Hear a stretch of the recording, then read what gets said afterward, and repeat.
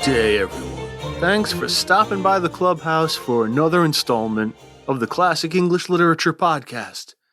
Today, we take in our first Elizabethan play, and boy, is it a whopper. Christopher Marlowe's Tamburlaine the Great, Part 1 and 2. But before we sweep across Southwest Asia in obsessive bloody conquest, I'd like to remind you that you can follow the podcast on all the major social media platforms. I've been posting This Day in Literary History reels as well as podcast updates and announcements, so do check those out. You can also, of course, email me at classicenglish.literature@gmail.com with questions, comments, and or compliments, and you can help me keep throwing these little parties by clicking the Support the Show button. I deeply appreciate it. And a special note of appreciation to Eileen. Thank you so much, Eileen, for your generosity. I'm really happy that you're here for our little chats. Why, thank you. So, here we are at Elizabethan theater proper. And I wanted to start this series off with a bang, a play that pleases the million, as it were. I could have kicked it off with the tragedy of Gorboduc, Sackville and Norton's 1561 offering, which is generally regarded as the first English play to employ blank verse, that is, unrhymed iambic pentameter, that is, a 10-syllable line with accents on the even syllables. Or I could have done Ralph Roisterdoister, Udall's comedy from the 1550s, which is often referred to as the first comedy ever written in English, though I think that honor should go to the medieval shepherd's plays, but I have yet to be asked my opinion by anyone. I chose not to start with these two because, well, frankly, what makes these plays interesting is pretty much their place in the chronology of English theater and not any particular inherent artistic merit. Maybe I'm being a little harsh there, and maybe I'll do a bonus subcast episode looking at these pioneering plays. But I thought that they may be a bit niche for a general audience. So I chose Christopher Marlowe's Blood and Thunder, Tamburlaine the Great. It's one of his better-known works, and it's often reckoned as the first big blockbuster of the era, and on its menu is some rather piquant food for thought. And Christopher Marlowe, the live with me and be my love guy, he wrote that poem about the simp trying to get the girl by giving her posies and woolly slippers. Yeah, that's the guy. Now, while The Passionate Shepherd to His Love is without doubt his most popular lyric, drama was his most productive oeuvre. He was born in Canterbury in 1564, the same year as his friend and rival William Shakespeare, by the way. Marlowe's life was relatively short, but crammed with incident. He was educated at Cambridge University, though his alleged atheism, in addition to his taking so much time off from his studies, led Corpus Christi College to withhold his degree. That is, until Queen Elizabeth's Privy Council intervened, noting that the time away was spent in, quote, good service, and insisting, very politely I'm sure, that Mr. Marlowe be given the old sheepskin. He thus belonged to what were later called the University Wits, writers who possessed a classical education. Now, this affair, among others, posits that Marlowe worked for the Secretary of State Sir Francis Walsingham's espionage service. Yeah, secret agent. Marlowe's untimely death occurred in 1593 under mysterious circumstances at the age of 29. He was stabbed to death in a tavern brawl, stabbed right in the eyeball, allegedly a dispute over the bill. But most people suspect that someone, either Catholic enemies or perhaps the Queen herself, put a hit out on him. So given that bit of info, it's the pastoral love poem that seems more out of character than this this play about a superhumanly successful, monomaniacal, and brutal Asian warlord. Marlowe wrote part one of Tamburlaine the Great in probably 1587. It went over so well with the punters that he inaugurated the entertainment franchise model and produced a sequel in 1588. Now, both of these plays were first published in 1590, and we'll talk about the interesting relationship between parts 1 and 2 a bit later on. Or we'll at least wildly and groundlessly speculate about what they say about Marlowe's intentions. Now, the play, and here I'm referring to both parts as a single work, the play is based upon the life of Timur, a 14th century emir whose expansive conquests created the Timurid Empire in what is now Iran, Afghanistan, and the nearby areas of Central Asia, even pushing into India, perhaps. Of Turkic and Mongol ancestry, and a descendant of Genghis Khan, Timur saw himself as the, quote, sword of Islam, charged by Allah to restore the Mongol Empire. Now, Marlowe takes only the outline of Timur's conquests as the basis for his play, relying for these on 16th century Spanish and Italian sources, which in turn probably drew from older sympathetic Persian accounts and critical Arabic accounts. At any rate, Marlowe makes some noteworthy changes to the historical record. Firstly, he makes his Tamburlaine, from a nickname Timur the Lame due to a limp, and also he was missing a couple of fingers. He makes his Tamburlaine a Scythian shepherd from the area north of the Black Sea that today is Ukraine, instead of the son of a minor chief in Uzbekistan. And secondly, Tamburlaine, to the extent that he has any religion at all, is a Hellenized pagan. The deities he names are the Romanized Olympian pantheon. Now, Timur was a devout Muslim. Marlowe's character is thus more an exoticized European than his historical Mongol counterpart. So let's do a quick and dirty for part 1.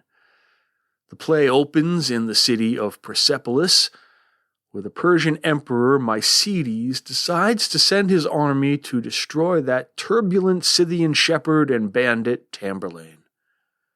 The emperor comes across as quite feeble, kind of bumbling and weak, and in fact, one could argue that he's the play's comic figure, though if you know the story, the laughs are hard to come by. His brother, Khosrow, agrees to help, but disgusted at the emperor's impotence, hatches a treasonous plot to seize the throne himself. Meanwhile, in Scythia, Tamburlaine has won and wooed Zenocrate, the winsome daughter of the Egyptian Soldan. The text uses the word rape, which has exercised some critics, but you may know that the word at the time, from the Latin raptus, could mean capture as well as sexually assault. Now, obviously, there are issues of female agency and autonomy here, but I rather think that Marlowe intends Zenocrate to be understood as an unviolated spoil of war, and not a victim of actual sexual violence. Persian soldiers enter to attack Tamburlaine, but that honey-tongued shepherd convinces them, as well as Khosrow and Theridamas, a Persian lord, to betray Mycedes by joining Tamburlaine. Tamburlaine promises Khosrow the Persian crown, and together they do in fact defeat Mycedes. Tamburlaine keeps the crown for himself, killing Khosrow. The shepherd and bandit from the hinterlands is now the emperor of Persia. Is he satisfied? Does this remarkable turn of events satiate the lust for glory? If you answered yes, dear listener, you have an optimistically defective understanding of warlords. Tamburlaine sets his sights on Turkey and its emperor Bajazeth. He ne'er shakes hands nor bids him good day, but captures Bajazeth and Zabina his wife, making them his slaves. Bajazeth he keeps locked in an iron cage, though he is occasionally let out to serve literally as Tamburlaine's footstool, his ottoman, if you will. Did you see what I did there? The pun? No? Well, okay, yeah, perhaps it was a bit insensitive. Please allow me to preemptively apologize and thus spare contemptuous ex-smugly the trouble of firing off an outraged tweet or X, whatever it is now. John Dryden once said that puns are, quote, the lowest and most groveling kind of wit. Now, far be it from me to gainsay glorious John, but I find it difficult to resist a bit of a good low grovel. Mea maxima culpa.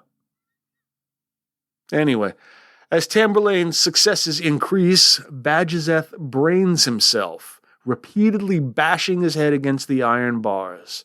Zabina immediately dislikes widowhood and kills herself too. Surely Tamburlaine will go no further. Surely he sees the terror and suffering he has caused. Alas, generous and sensitive listener, Tamburlaine merely crosses Turkey off the to-do list and moves on to the next chore, Damascus. The governor of that city has a similarly rosy view of human nature and sends a group of temple virgins to Tamburlaine's army, hoping their beauty and purity will appeal to the better angels of Tamburlaine's nature. It seems the better angels were off on tea break, so Tamburlaine has the virgins slaughtered, displaying their brutalized remains on the city walls. The Soldan of Egypt, Xenocrates' father and Tamburlaine's imminent father-in-law, swears to stop the conqueror, enlisting the help of the king of Arabia. Tamburlaine's goon army goes once more into the breach, killing the Arabian king. Xenocrates begs Tamburlaine to spare her father, and he agrees. No, seriously. I mean, he's not a complete savage. Instead, he makes the Soldan a tributary king. Tamburlaine declares himself emperor of all Asia and weds Xenocrates. And they all live happily ever after. I do love a happy ending. As I indicated earlier, this play was a smash hit. Real boffo, kid. But through 21st century eyes, I admit it's difficult to see why. There's not really much of a plot. It's pretty much like an old school video game, isn't it? Tamburlaine clears the screen and then moves up to the next level. Persia to Turkey to Damascus to Egypt. High score! And while there are plenty of battles, there's no conflict, right? There's no psychological tension. There's no ethical dilemmas. There are no foils. And none of the characters are particularly dynamic. None really have an arc. I mean, actually, I think the most potentially interesting relationship is between Mycetes and Khosroe. Now, what could have been done with the conflict between these two brothers with different psychologies and different theories of political leadership? Now, is Khosroe a traitor, or does Mycetes betray his people with his timid incompetence? Could have a gripping political thriller on your hands. But that gets snuffed right away. I know, yes, that would be a different play. It wouldn't be the one Marlowe wrote. I wonder if the play's initial popularity was like the thrill audiences got with the very earliest motion pictures, the kinetoscope. In the 1890s, moving pictures didn't tell stories. It was the sheer novelty of the technology that drew the crowd. Marlowe's play is full of thunderous declamation, his famous mighty line, that blank verse, and lots of blood. Much of the violence is actually depicted on stage. So maybe it was simply the raw spectacle that drove the audiences in. After the rush of the 1590s, the play fell out of production for over a century. I think the next major production was a revival in 1713, but I can't remember where I heard that, and I've yet to locate a source. So that's a maybe there. But it was about a century, at least a century. And then there were a few productions in the 1800s, and according to the University of Warwick, only 20 major productions in the 20th century. But that's quite an increase. Perhaps this rise in staging says, or maybe it says something about the culture of a century with 2 world wars, an economic collapse, multiple genocides, and the threat of nuclear annihilation.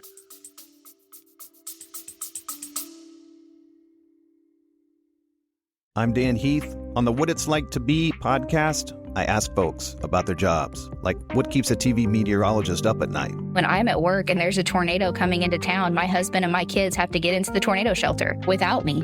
What keeps a welder driven? I never am satisfied. I always know I can do better. And what keeps a hairstylist on her toes? I know she likes that Halle Berry haircut, but she doesn't look like Halle Berry. Find out on What It's Like to Be, wherever you get your podcasts.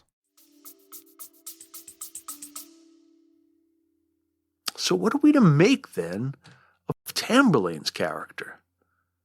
How are we supposed to respond to him? Is he a hero, an anti-hero?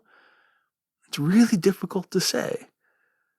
I think I'm on pretty safe ground when I say that 21st century readers, by and large, will find him repulsive.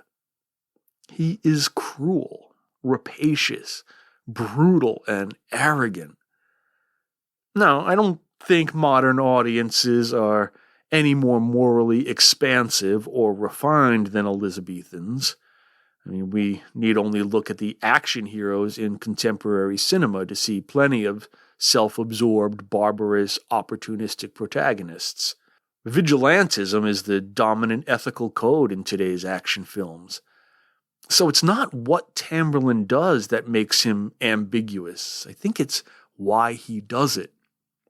See, movie heroes indulge in very similar behaviors, right? Secret agents and maverick cops, the soldiers and commandos, fathers whose daughters have been kidnapped, small-town sheriffs and superheroes.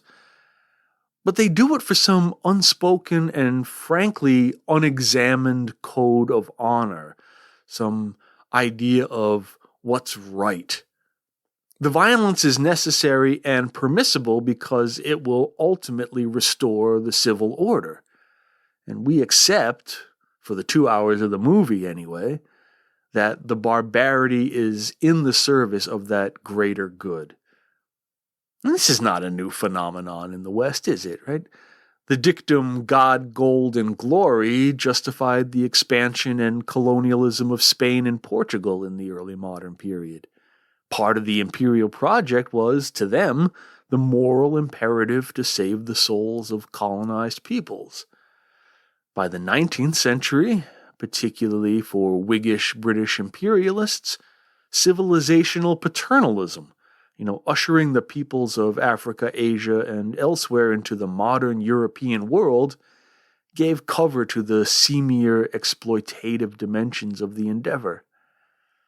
And even in the 20th and 21st centuries, American foreign policy has often been cast as an effort to, quote, export democracy, from the first experimental forays in the South Pacific through the Cold War and up to the recent misadventures in the Middle East. So the trouble with Tamburlaine is that he does what he does only for Tamburlaine. He declares in Act 1, Scene 2 that, quote, I shall be monarch of the East. That's the sum of his motivation, an obsessive drive for ultimate power. Earlier he declares, quote, I hold the fates bound fast in iron chains and with my hand turn fortune's wheel about. He sees himself as unique, set apart, and ultimately greater than the gods. He says, quote, the chiefest god, first mover of that sphere and chased with thousands of ever-shining lamps, will sooner burn the glorious frame of heaven than it should so conspire my overthrow. I, the chiefest lamp of all the earth, first rising in the east with mild aspect, but fixed now in the meridian line, will send up fire to your turning spheres and cause the sun to borrow light of you.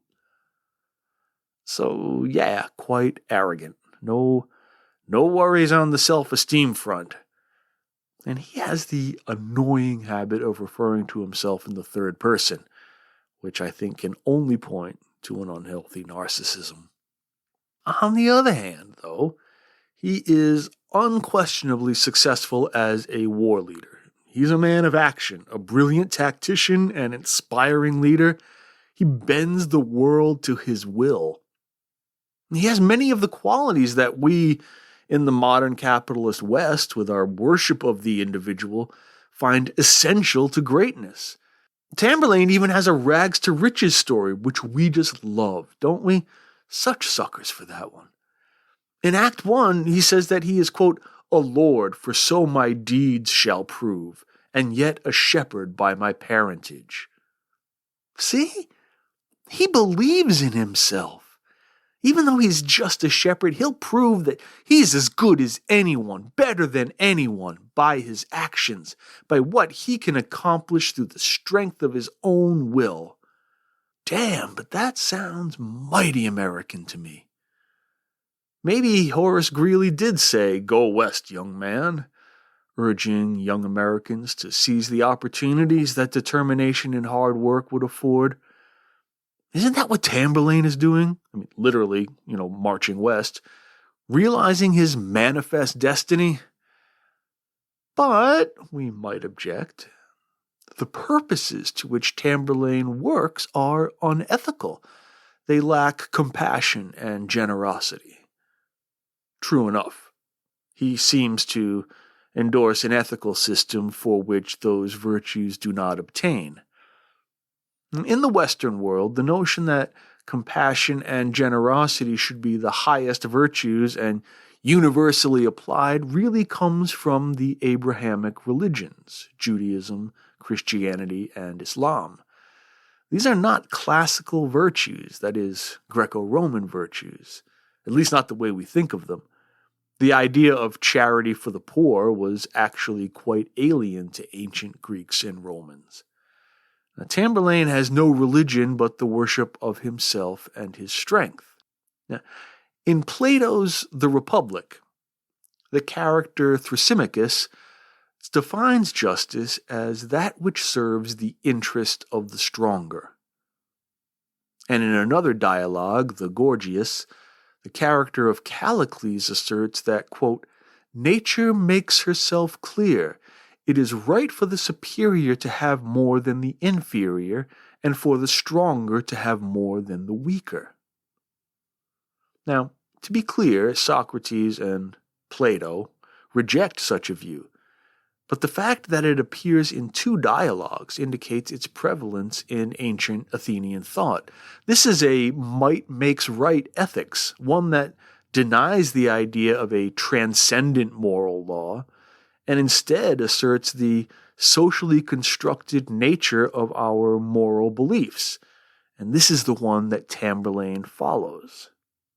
Which makes me wonder what Marlowe is saying when such a ruthless ethical vision is allowed to triumph at the play's end.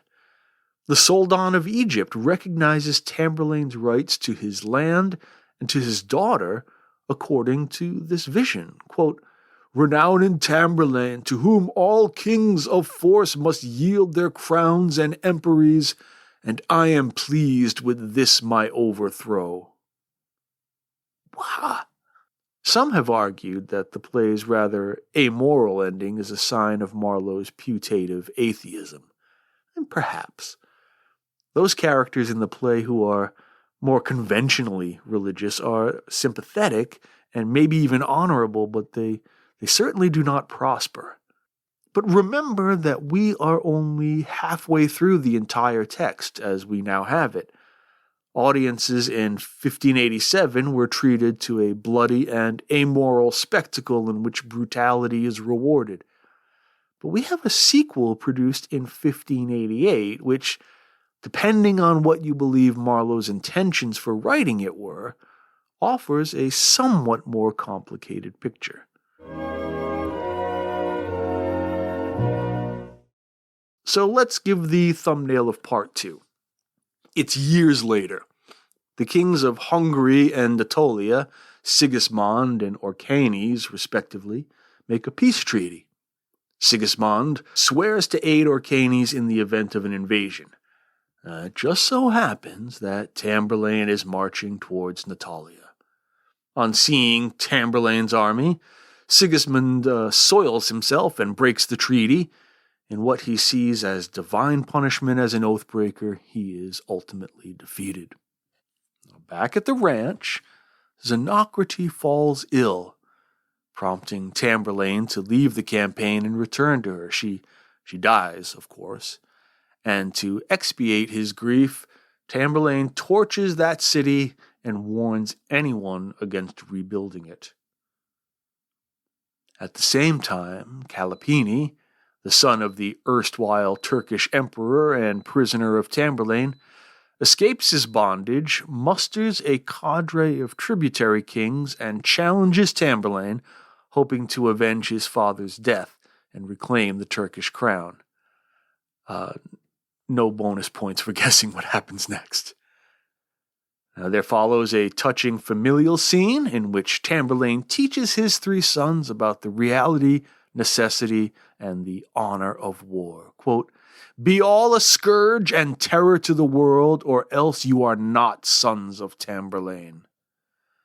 Caliphas, the youngest, doesn't believe it, and rather thinks it's better to be alive than dead.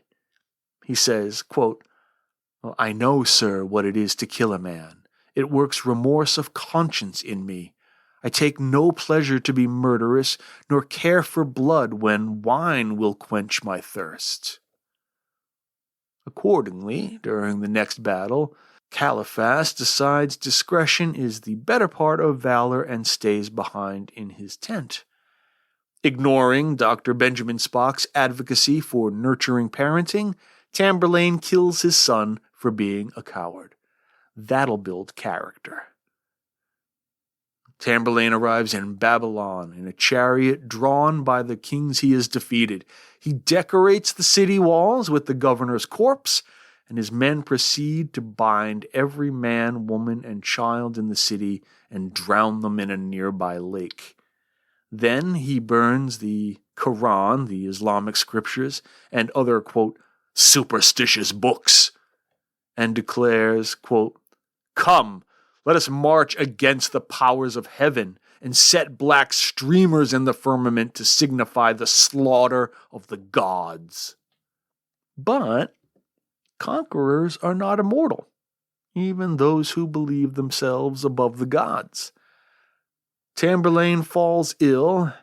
Amorous, his son, becomes his successor and is ordered to finish the work that his father has begun. In a soliloquy, really the only time we see Tamburlaine in a moment of self-reflection, he proclaims, quote, "Virtue solely is the sum of glory, and fashions men with true nobility." He dies. So, there we are. Tamburlaine's career is one of unmixed triumph. He pays no price for his rapine and slaughter. Yes, Xenocrate dies, but is that divine retribution? Doesn't seem so. His son Caliphas dies, but at his own hand in retribution for what he sees as cowardice. He dies himself, but not because he overstepped militarily. His death is natural. The case can be made, though, that finally his hubris has caught up with him and that his blasphemous self-aggrandizement has reaped the punishment of the gods. So how do we see the man Tamburlaine now?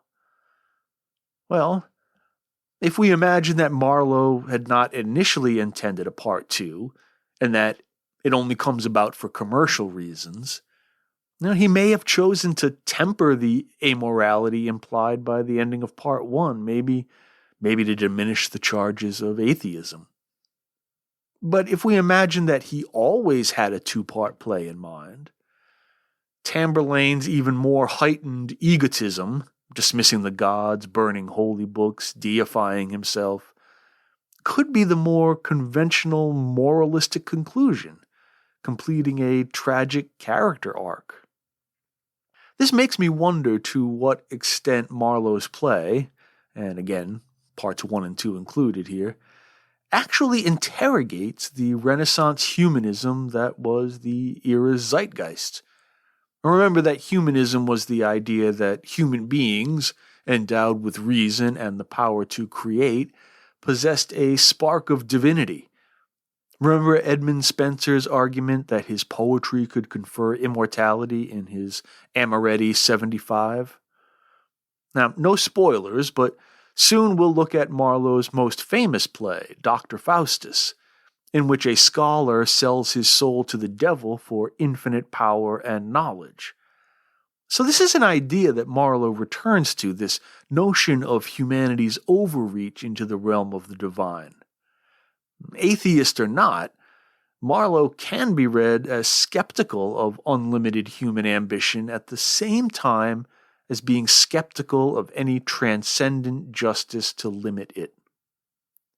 The last 2 lines of the prologue to Part 1 read, quote, "View but his picture in this tragic glass, and then applaud his fortunes as you please."